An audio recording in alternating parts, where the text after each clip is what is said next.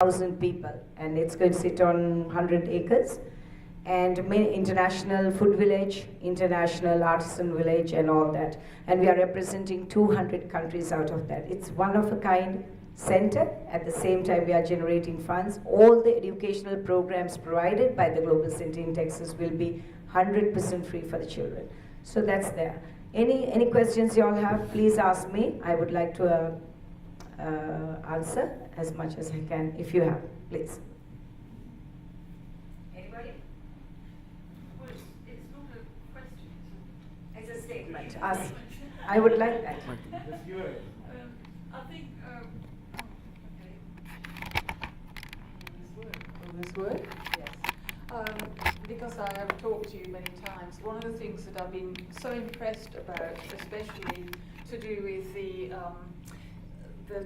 Texas projects, is that not only are you building these hotels and the film studios and the cricket grounds, but all the children and the people involved in your project will be getting training in filmmaking, in hotel work, in the cricket ground, and if Tendulkar does come and open it, it will be wonderful. but that all your projects are not just projects. The children and the families involved actually get training and education through working in those places. Yes, you are very true. Every child that's attending the Global Center, first they will, all the educational programs will be provided 100% free for the children.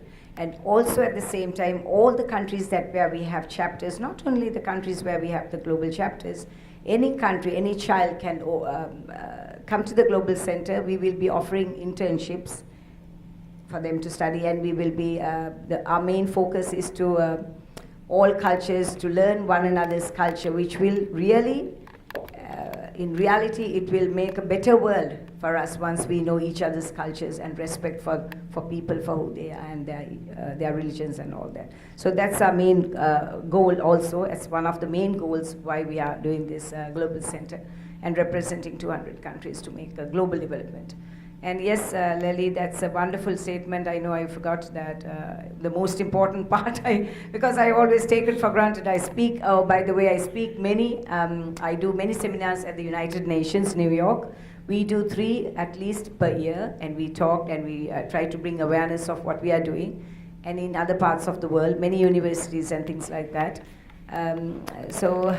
Well, I am hoping that we are building currently 3 chapters. We are hoping to build 3 chapters in India. We are in the process of registering right now, and the center as a non-profit chapter. So then initially we'll start at least with approximately 200 children.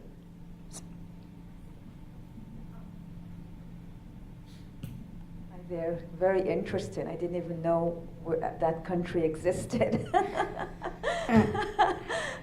But this main center is going to be in Texas, the home center. And what are the requirements? How will you choose the children? And are they coming from all over the U.S. or how does a kid get into the center? Okay. So let me explain that. Global Center in Texas is for the children in the United States. We have all countries there, all the communities are there. From any community that you name from the world is there. That is open first for them. The global chapters now, don't forget we are opening global chapters around the world. They are smaller. In education it's the same, but in the chapters they are smaller to house and all that the needy children. To answer your question, yes, once they graduate or we are in between of studying junior high and all that with the right permits and permission, yes, they can come as an intern. But anybody else from universities and all that, they can always, we are open to bring them. That's the main focus on, to bring the cultures together. Yes, they are going to come and they can apply. There is a way you apply and then they come and do their intern. If they are applying for jobs at the Global Center, now that first we have to take the children of the United States. That's the first thing. But internships, yes. But we will be open for 5-year, 10-year job programs for the outside of United States. So it is not limited for anybody. Anybody can apply, and all children are welcome to come from other parts of the world just to do a study program. And then, of course, they leave. What is the age group for the children? If they are coming to the United States Global Center, they have to be over 18. But there are study programs that we will be working with the chapters, where the children will come for a certain period of time for credits and all that, and they will come through that program before graduating high school, and they will be staying and getting that. And the children in the United States, like the age will be from what age? We have actually to the Global Center, then again, we are working with all the schools. So they come on school programs, the younger ones, but all the junior high school, yes, they can come and learn, they can stay at the hostel and all that. Thank you. Wonderful, wonderful program. It's a global development. It took me for more than 5 years to put over 562 pages to how to build it. Build a plan where we can still serve be a global development, yet serve the children and be able to self-sustain, and at the same time bring all cultures together and make peace and harmony and all that. So the first presentation I did at the United Nations with my book, the plan, in 2010. And actually everybody got up to find out how did you come up with this. It took me a long time standing in food stamp offices. Food stamp offices are those have created by United States government to give food and things like that for the needy. It's called food stamps. It's a program that they provide for the people, families who doesn't have enough income.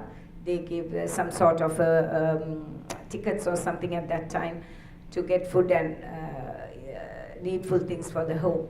It depends on how many members you have in the family. So I went to high schools, I went to junior high, I learned lots of things. I just had to do a lot of research. I visited 3 times. I took 3 global tours just to talk to the local communities, how to structure the each country, how can we come and I know we couldn't just come and walk in and build a chapter, how we can work with the local communities, local leaders, how to identify the homeless children. We cannot just go. So we put a wonderful structure together, how we will work with each country, not working with the parliament members. Of course, we also have the government support. Some countries offered the land for us.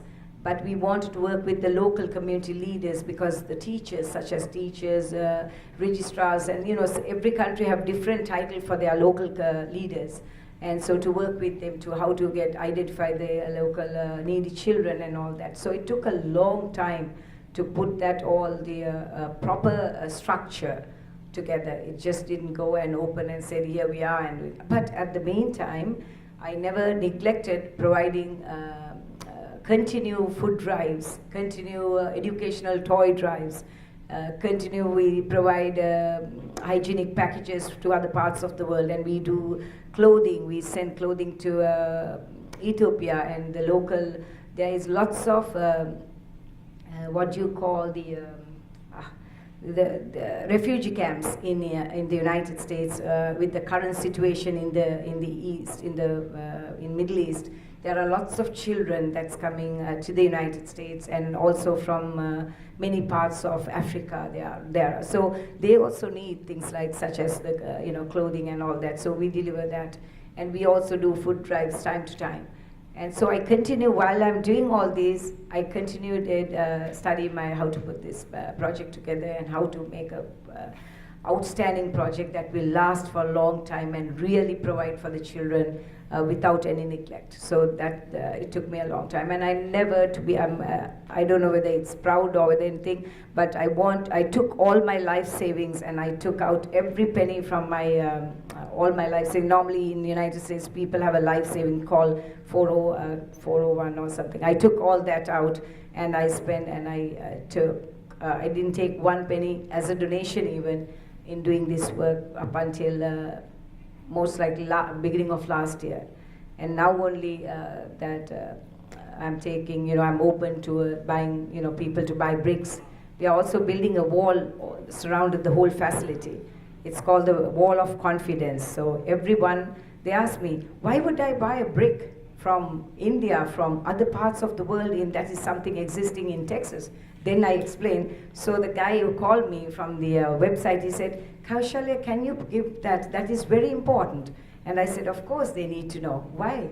Because your community in your country, let's say India in Texas, all the children have access for free education and all that. Plus, we are building chapters in India also. Just an example, in every country.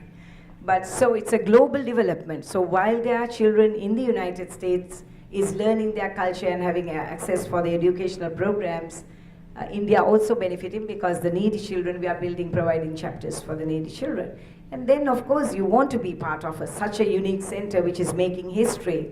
You want to be part of that. So when you donate that $100, you can immortalize your loved one's name or dedicate in somebody's loved one's memory or something like that, and put the name on the brick. The walls is going to be surrounded, the whole entire facility with it's a 4-foot wall. So that's a brick campaign we are doing around the world to support, to make sustainability. Thank you.